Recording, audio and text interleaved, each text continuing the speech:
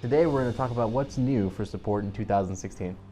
Mostly in solo queue you can carry as a support. You can play a mage like Brand or something that is having a lot of damages.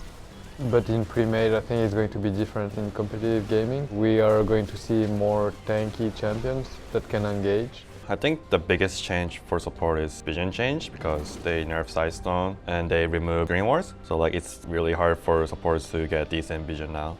The vision changes have honestly been pretty different. Sightstone's super important to the team, so I feel like vision is even more in the support's hands to control and keep track of.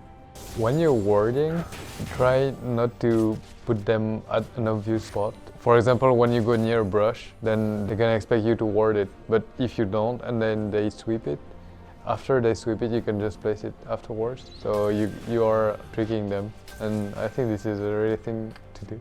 The best trinket for support is definitely the sweeper. Supports are one of the two utility roles in the game that has to be at the objective before the rest of your team to set it up. So you're going to set up the next play and you need to be able to clear the wards around you. So the level 9 sweeper that follows you around is very, very good. And they increase the range on sweeper when you buy this one. So I'm pretty happy about the new sweeper thing because you can just make one whole sweep and you know it's clear. So most of the melee supports will be going 0, 12, 18, getting the Bond of Stone Mastery. People might be more willing to go Thunderlord, but 0, 18, 12.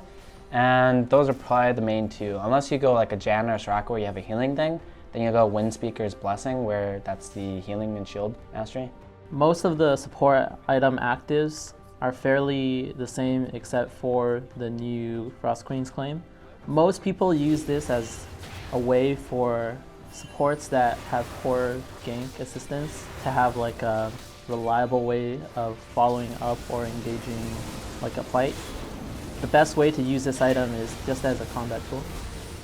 And the changes to the Sightstone items, they now have upgrades.